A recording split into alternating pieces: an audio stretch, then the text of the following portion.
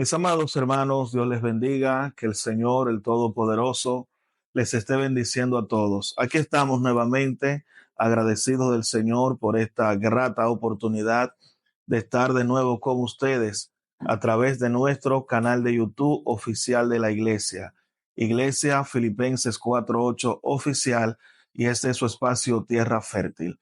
Yo soy el pastor Pedro Arias y es un gozo, una bendición poder estar nuevamente con cada uno de ustedes a través de la tecnología. Aquí estamos, esperamos en este día tener un espacio especial que sea de bendición para tu vida, tratando de llevar palabras de aliento, de edificación, que edifiquen y eleven tu alma a la presencia del Señor. Le damos gracias a cada uno de nuestros seguidores que están ahí el día a día apoyándonos y siguiéndonos a través de ese espacio Tierra Fértil. Tierra Fértil, un espacio para bendecir tu vida. Vamos a orar, vamos a presentarnos al Señor para que este tiempo que hemos de compartir pues sea de bendición para todos en el nombre poderoso de nuestro Señor Jesús. Soberano Dios, Padre Celestial, bendecimos, exaltamos tu nombre. Una vez más, Maestro, aquí estamos ante ti, dándote, oh Señor, toda la gloria, toda la honra. Te pedimos, Señor, que nuestra audiencia sea bendecida, que la iglesia sea bendecida, que nuestras vidas sean bendecidas por ti, pues todo lo que hacemos, lo hacemos para gloria y honra tuya. Gracias, Señor, por este tiempo tan maravilloso. Gracias, Señor, por poder servirte en el nombre de Jesús. Amén. Amén.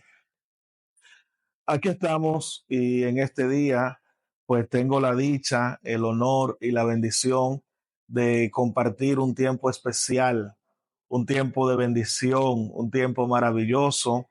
Y para eso hoy tenemos un invitado por todo lo alto, de toda categoría, una persona sumamente admirada, capacitada, y esperamos que sea de gran bendición para todos. Así que en este día es un honor presentar ante ustedes, ante ese público, ¿verdad?, de las redes que sigue nuestro canal, Iglesia Filipenses 4:8. Él es un líder de la iglesia, es un anciano de la obra de Dios, pero sobre todo un teólogo, un joven talentosísimo que ha dedicado tiempo, esfuerzo para aprender y conocer de manera apropiada las sagradas escrituras. Así que recibamos en esta ocasión a nuestro invitado, al teólogo, al anciano, al maestro Cándido de la Cruz. Amén. Dios le bendiga a todos, amados hermanos y amigos. Dios bendiga a mi pastor, al cual le agradecemos bastante por darnos la oportunidad de estar aquí en esta hora. Pues somos de la IMA Filipenses 4:8. Mi pastor es Pedro Enrique Arias y para mí es una honra, un honor el poder estar al lado de él en el canal Tierra Fértil, que yo sé que será de gran bendición para mucha gente este canal. Dios le bendiga a todos. Amén, amén. Gloria al Señor. Gloria a Dios para siempre. En este día, ¿verdad? Pues hemos de tratar un tema maravilloso, ya a la sazón de que estamos previo a estos días de Semana Santa. Y siempre es importante analizar, reflexionar, no solamente para esta temporada, sino siempre sobre las enseñanzas y las palabras del Señor Jesús. Así que hoy nosotros queremos en este espacio de Tierra Fértil abordar ese tema tan profundo, de tanto contenido teológico, de tanta sabiduría espiritual, que son las últimas palabras emanadas en vida de los labios del Maestro, del Señor Jesús, al momento que él se encontraba allá en la cruz del Calvario. Nosotros nos imaginamos un momento espiritual tan significativo, tan profundo.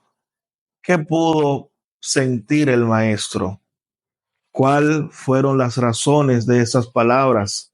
¿Qué connotación, qué relevancia, qué importancia tiene para el creyente las últimas palabras del Señor en la cruz? Cada sermón, cada discurso que emite un ser humano, no importando su nivel, su altura, siempre se enfoca y se presta mucha atención, no tan solamente de su contenido o de cómo inicia, sino también cuál es su conclusión o cómo termina. Sin lugar a dudas que la vida y el ministerio del maestro es un ministerio florecido, de salvación, de redención. Por lo tanto, en ninguna de ellas hay desperdicio. Todo es importante, todo lo que dijo el Señor.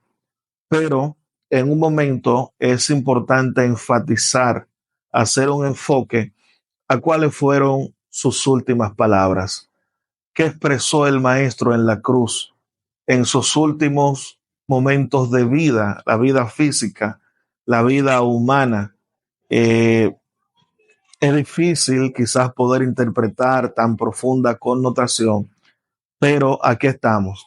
Vamos a ver con la ayuda del Señor qué podemos nosotros aprender, conocer o recordar en este día sobre el mensaje de las 7 palabras. Para un momento como este, sumamente atinado y apropiado, meditar siempre en las palabras del Señor.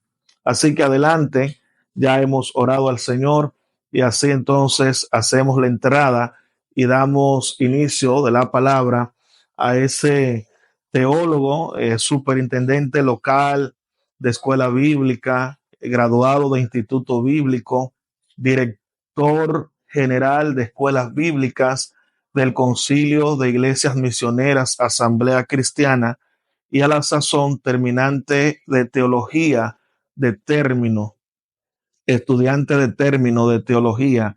Así que tenemos una persona capacitada, instruida en la palabra, pero sobre todo con alto concepto de humildad y de servicio, como lo es nuestro invitado, el anciano y maestro Cándido de la Cruz. Las últimas palabras, el mensaje de las 7 palabras del maestro. Adelante, hermano Cándido. Amén, hermano pastor. Muchas gracias. Siguiendo el mismo ritmo en que llevaba nuestro hermano pastor, el tema es concerniente a las 7 últimas palabras que dijo Jesús en la cruz antes de morir.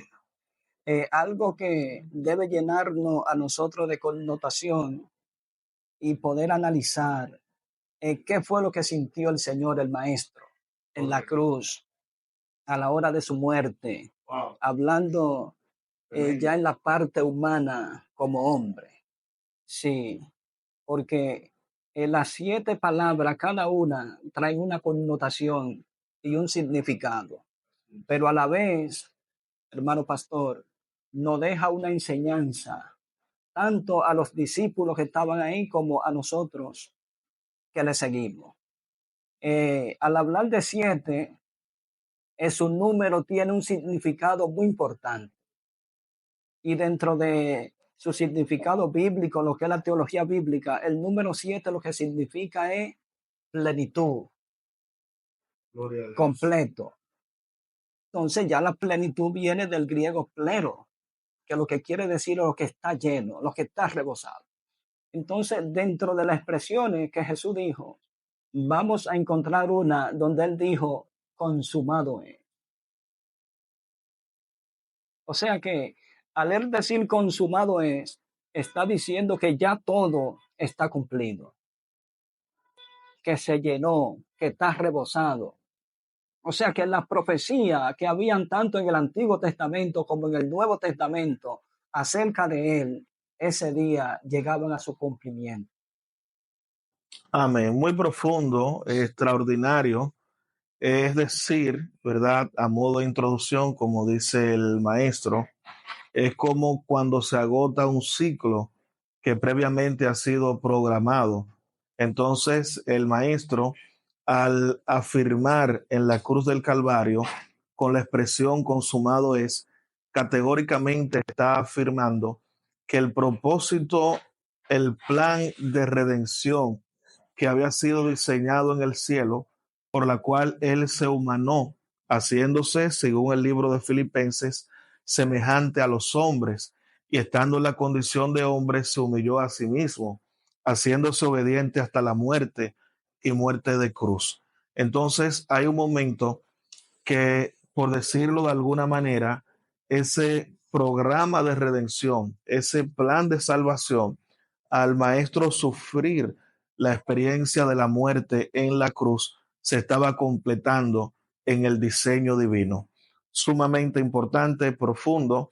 Entonces, pues vamos a continuar y vamos a tocar esas 7 palabras del Señor en la cruz. Muy bien, mis amados, aquí estamos y continuamos en este día poderoso, en este espacio especial, Tierra Fértil, con el pastor Pedro Arias. Continuamos y vamos a pasar al desarrollo de nuestro tema de este día, el mensaje de las 7 palabras. Adelante, hermano Cándido. Amén. El mensaje de las 7 palabras, las últimas palabras que Jesús dijo en la cruz del Calvario antes de su muerte. Usted hablaba acerca de la humillación, lo que es la humildad. Y una de las expresiones que Jesús mencionó en la cruz del Calvario fue el perdón. Claro. El perdón.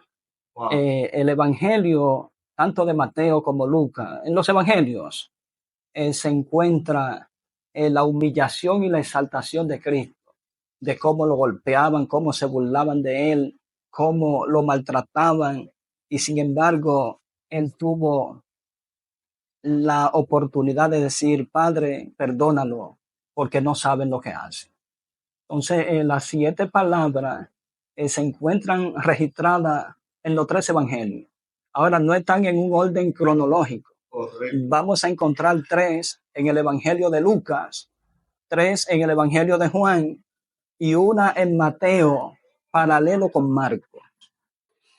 Que es un mensaje, un dato sumamente importante, ese que acaba de precisar el hermano Cándido de la Cruz, porque quizás de repente nosotros al leer sobre la muerte y la crucifixión del Maestro en uno de los evangelios, quizás esperamos que vamos a encontrar las 7 palabras de manera cronológica, que entre paréntesis no son 7 palabras, sino 7 frases, 7 expresiones o 7 mensajes resumidos.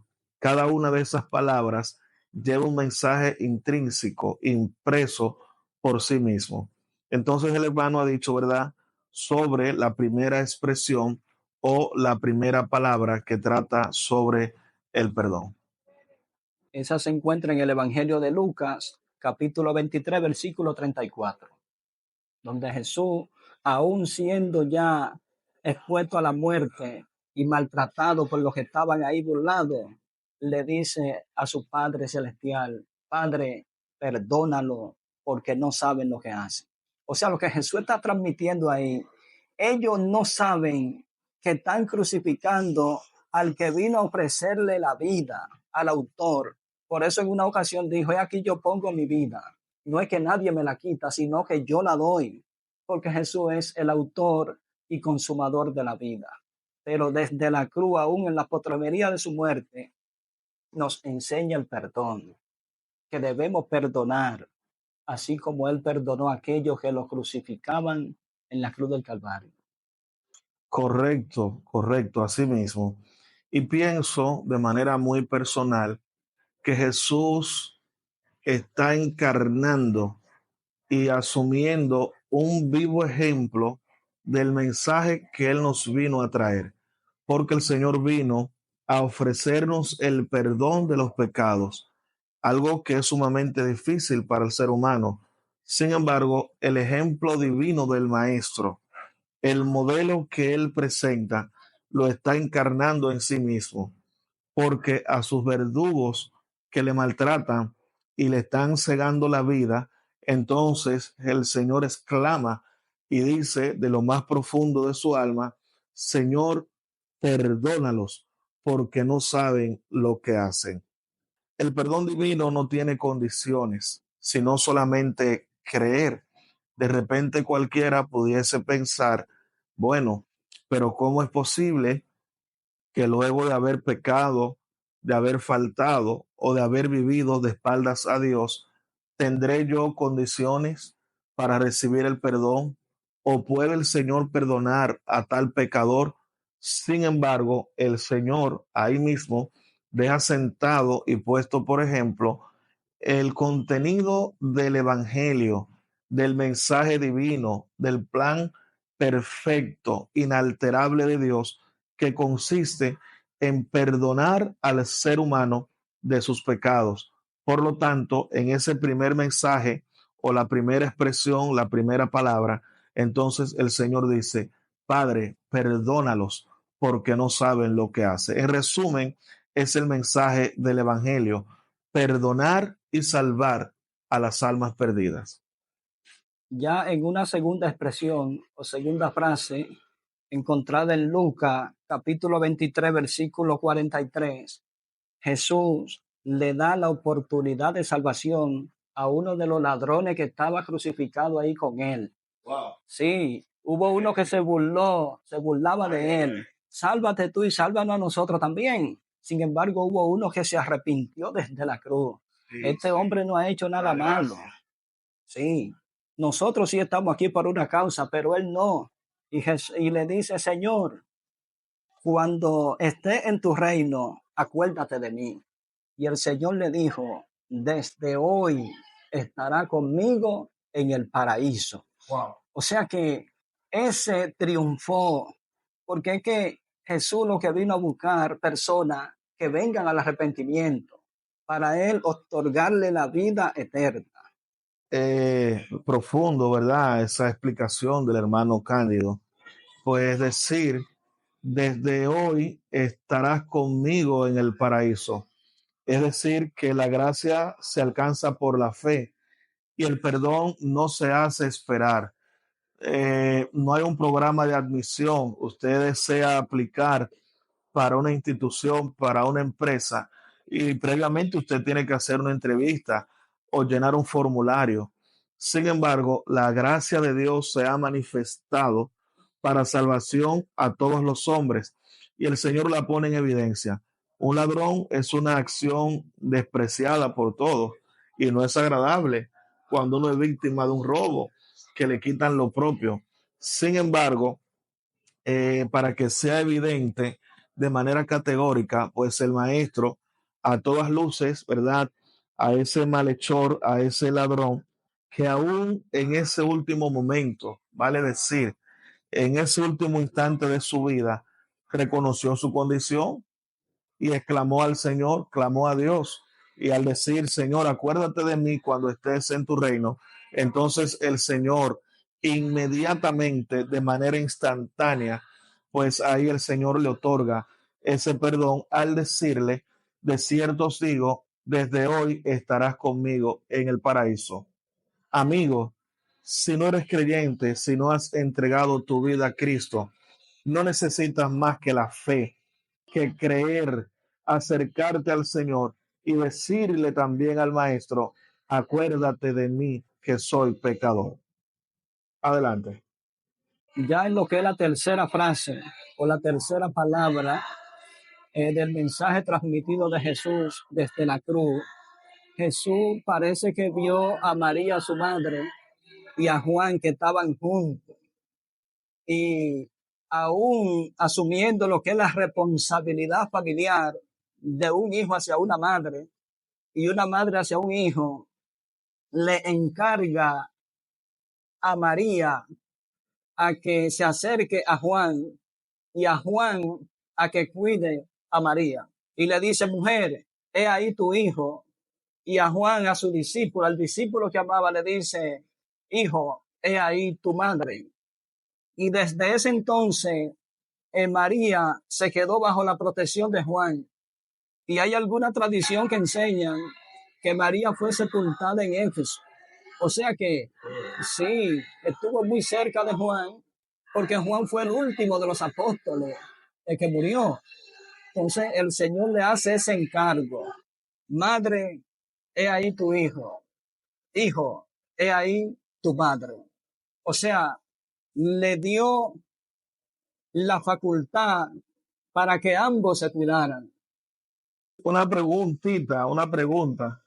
Si Jesús es Dios y el Hijo de Dios y tiene un trono, su trono de gloria, ¿cuál sería el motivo o la razón de que el Señor como que de alguna manera tomase en cuenta ese vínculo, esa parte humana, entendiendo de que Jesús está aquí, pero está asumiendo una identidad o un cuerpo? Sin embargo, al momento de su partida, pues el Señor como que no ignora eso y más bien como que hace ese encargo. Entonces, maestro, hermano Cándido, ¿cuál sería como el motivo o la razón de un momento tan crucial y que el Señor está llevando en su cuerpo la gesta filantrópica más profunda, es dar su vida por otro y por toda la humanidad? Y entonces el maestro hace esa encomienda o ese encargo? ¿Alguna explicación a la luz de las escrituras? ¿Alguna razón teológica para hacerlo? Sí, ellos hay respuesta para eso. Sabemos que Jesús, aún estando en la cruz, todavía era 100% hombre y 100% Dios. Entonces, por eso escuchamos algunas palabras que suenan extrañas. Y muchos dicen, pero si es Dios, ¿por qué? No, lo que pasa es que Jesús estaba avalado también a la parte humana, a la parte que lo reconocía como el Hijo del Hombre, el hijo de José, el carpintero. Entonces, aunque él sabía que era Dios y sabía a lo que había venido, él se había criado con María y humanamente María era su madre. Entonces, él la deja a cargo de Juan. Se cree que José ya había muerto, el esposo de María. Sí, entonces lo que podemos deducir es que Jesús la está dejando bajo la protección de uno de sus discípulos de confianza, el discípulo amado, a Juan. No era que él tenía diferencia con los demás, sino que Juan era más allegado que Jesús. Se cree que podían llegar a ser hasta parientes, hablando humanamente. Entonces la parte humana de Jesús se manifiesta en la cruz, sin tener que limitar su poder como Dios, sino como humano. Bueno, con ese punto pudiésemos desarrollar bastante, pero verdad, entendiendo las razones, algo sumamente poderoso y una gran enseñanza. Continuamos. Estamos tocando el mensaje de las 7 palabras del Maestro en la cruz en estos días de Semana Santa, pero siempre es importante meditar y reflexionar en las palabras del Maestro. Ya en lo que es el punto número 4, o la cuarta frase, como la hemos definido, la encontramos en el Evangelio de Mateo y el Evangelio de Marcos. Esa parece Sí, paralelo. ambos, hay Ajá. paralelismo. Hay un paralelismo, tanto en Mateo como en Marcos. La única que se encuentra así, Mateo capítulo 27, versículo 46, Marcos 15, 34. Pero hay una profecía que se dio en el Salmo 22, versículo 1, que ahí da su cumplimiento. Okay. Sí, entonces vemos como un engranaje. Marcos dice, Eloi, Eloi, Eloi. Y Mateo dice Elí, Elí. Sí. Entonces, Elí, Elí, lava sabatani. Wow. O sea, así lo presenta Mateo.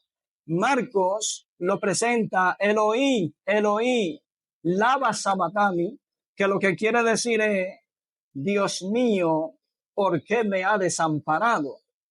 Ahí hay una connotación también donde muchos han interpretado que Jesús se sintió abandonado en la cruz.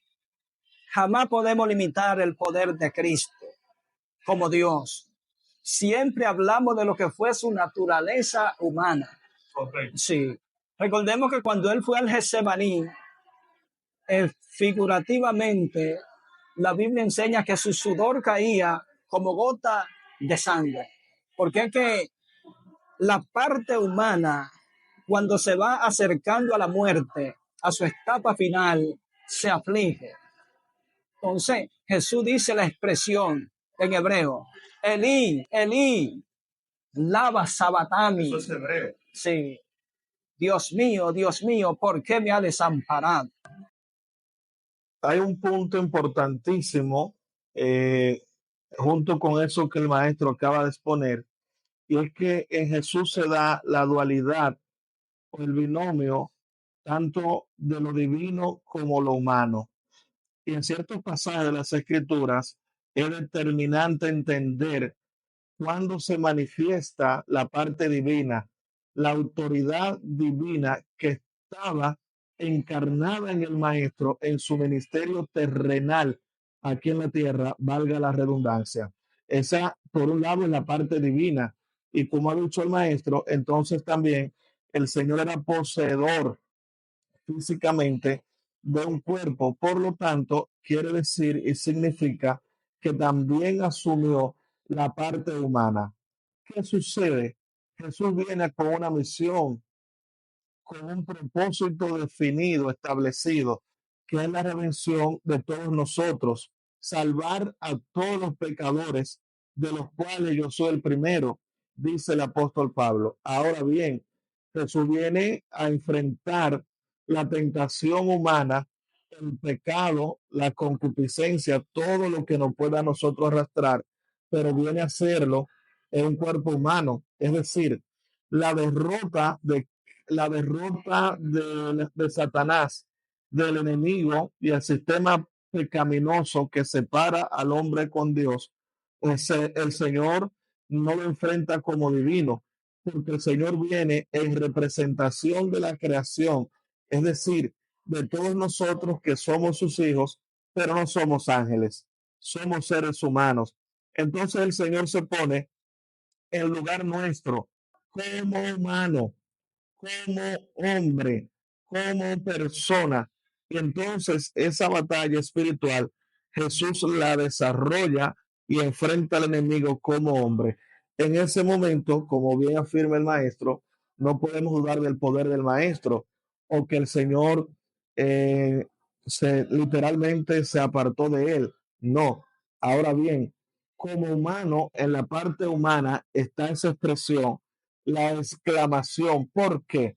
Porque el Señor está sintiendo en sí mismo el peso de la culpa, del pecado, no propio, jamás, porque Él no cometió pecado, sino de toda la humanidad. Quizás el momento no es suficiente para entrar tan profundo y definir lo que es el sentimiento de culpa. Es imposible que nosotros podamos representar todo eso. En algún momento, cuando sucede un hecho muy bochornoso, solemos decir, yo siento vergüenza ajena, pero es algo similar. Imagínese que usted de manera hipotética, representativa, pudiese sentir por un momento el peso de la culpa y de la maldad de 100 personas. Pero si usted potencializa eso y en vez de 100 dice 1000, que usted pudiese sentir, o que usted dijera entonces 2000 o 1 millón, ya eso se sale de la capacidad humana de poder descodificar interpretar. En ese momento, el Señor por sí solo asume el peso de la culpabilidad del hombre por el pecado, oiga, de toda la humanidad. Recordemos que el Evangelio dice, de tal manera amó Dios no solamente a una persona, sino al mundo, a tal modo que ha dado su vida por todos nosotros. Sumamente profundo. Wow. Eso le da a uno como la sensación de seguir navegando. Entonces Cándido, con su sapiencia, introduce a uno allá, allá a lo profundo. Bendito sea el nombre de Cristo. Gloria a Dios. Adelante, ministro. Estamos en el mensaje de las 7 palabras. Seguimos analizando la naturaleza humana de Cristo. Sabemos que la Biblia enseña que Dios es espíritu, pero se humanó, se hizo hombre. Entonces ya la quinta palabra, la quinta frase que Jesús menciona en la cruz es: tengo sed. Repito eso. Tengo sed. Wow. O sea que sintió sed, sintió deseo de tomar agua, porque es que la parte humana necesita sostenerse. Entonces Jesús todavía no había sido glorificado en cuerpo, porque todavía no había muerto, no había resucitado. Entonces por eso se hace tanta exaltación en lo que es en la parte humana de Jesús. Jesús sintió sed, sintió cansancio, sintió dolor, sintió angustia, aún siendo Dios. Tuvo que expresar tengo sed en la cruz del Calvario. Amén. Excelente. Profundo, profundo. Eso está apoteósico y algo sumamente maravilloso. Jesús como divino, pero también como humano, ¿qué pudo haber sentido? Nosotros pensamos, haciéndonos una idea o una representación de esa necesidad física. Y hay un refrán que dice que el que tiene sed busca agua. En el caso del maestro, fue tan amargo lo que él tuvo que vivir que aún sintiendo lo que nosotros sentimos en vez de agua, ¿qué fue lo que recibió, ministro? Le dieron vino agrio, y aquí le llamamos vinagre. Vinagre. Eso sería como una actitud de desprecio, de humillación, una vejación. Alguien que necesite agua y de manera inmisericordia, inclemente, en lugar de agua, lo que reciba sea algo tan desagradable como vinagre. Pero eso también tiene una connotación espiritual. Jesús, luego, en un caso hipotético, la Biblia no lo afirma, sentir sed, deseo, esa ansiedad física, pero nosotros a veces decimos, bueno, tengo sed de esto o sed de aquello, una sed espiritual, quizá la necesidad, la sed de que las almas acudiesen al Señor y que buscasen de Cristo y del Señor como su Dios. Sumamente profundo, algo maravilloso, y estamos haciendo una panorámica generalizada, analizando las últimas palabras del maestro en la cruz. Ya hemos visto la primera, la segunda, hasta llegar a la quinta, a la quinta. Ahora seguimos, estamos ya, ¿verdad?, avanzando y vamos a ver entonces cuál sería esa próxima o sexta expresión del maestro en la cruz antes de morir. Nuestro maestro con nosotros. La sexta expresión de Jesús, según el orden que la tenemos organizada, nos da a entender de que ya el plan de redención de Jesús, con el cual él había venido a la tierra, o sea, el objetivo de salvar al hombre, de redimirlo y de sacarlo debajo de los pies del enemigo de la justicia, sí, de Satanás. Sí. Entonces Jesús dice, consumado es. Entonces, al decir consumado es, Jesús está diciendo, ya todo se ha cumplido. O sea, sí, ya fueron derrotados el diablo y los demonios. Fueron derrotadas las enfermedades. Fueron derrotados todo aquello que nos agobia. Fue derrotado en la cruz del Calvario. Por eso Pablo le dice a los colosenses que Jesús exhibió públicamente el acta de los decretos. O sea, los decretos que tenían sometido al ser humano, al hombre, bajo la opresión del pecado. Jesús públicamente la muestra en la cruz del Calvario, dando a entender que ya todo eso había sido derrotado. Entonces dice, consumado es.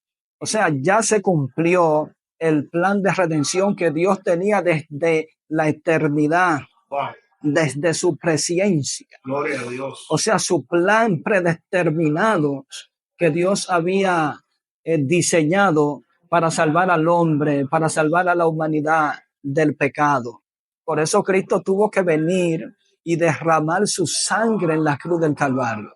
Allí en Apocalipsis capítulo 5, allí aparece el mismo Cristo sentado en el trono con ese testamento de compra en la mano, el cual preocupaba a Juan porque nadie podía atreverse a tomarlo de las manos del Cordero y leerlo, porque no tenían la facultad para eso.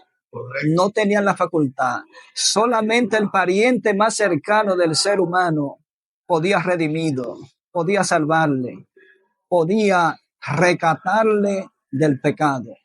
Entonces, como ya Cristo llevó todo eso a cabo, dijo, consumado es.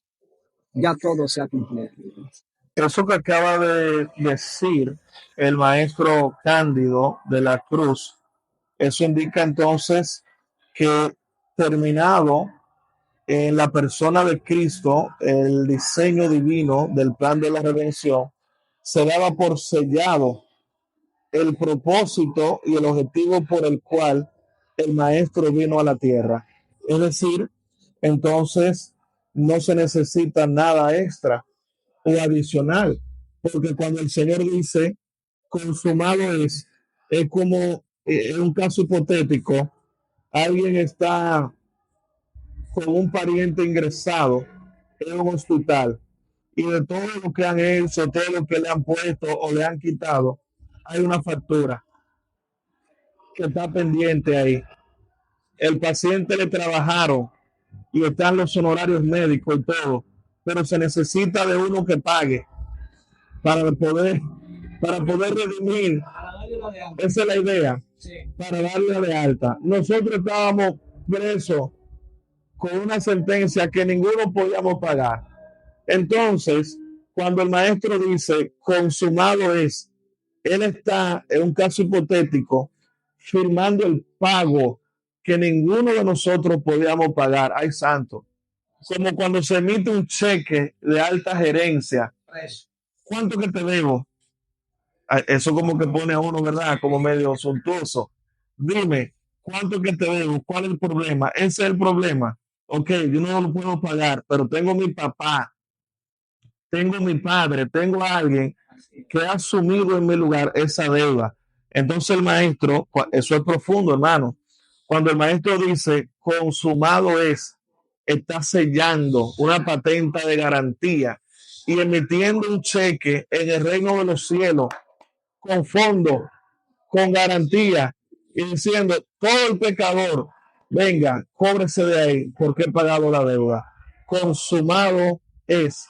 En otras palabras, hemos terminado o se ha cumplido con lo que estaba pendiente.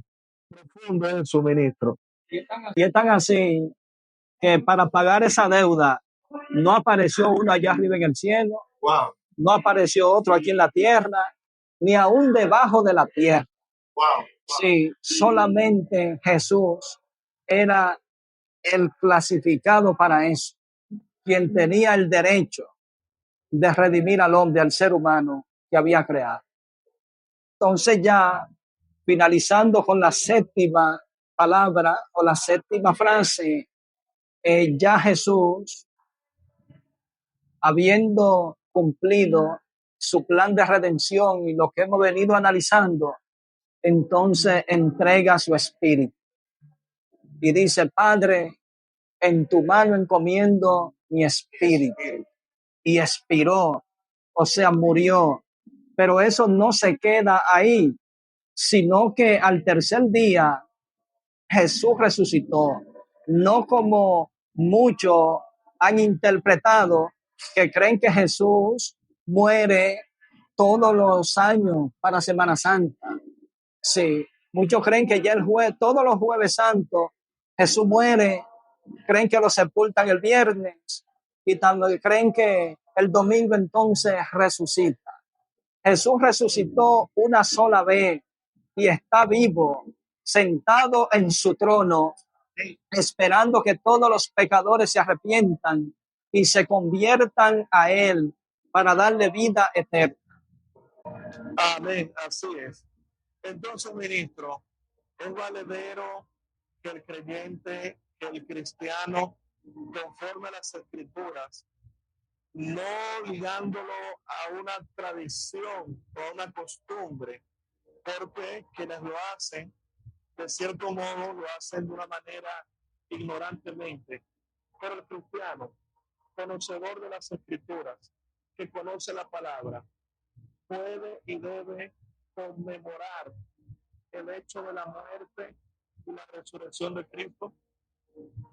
Claro que sí. Aún cuando nosotros celebramos la Santa Cena, como cristianos que somos, nosotros lo hacemos para conmemorar la muerte de Cristo. Sí.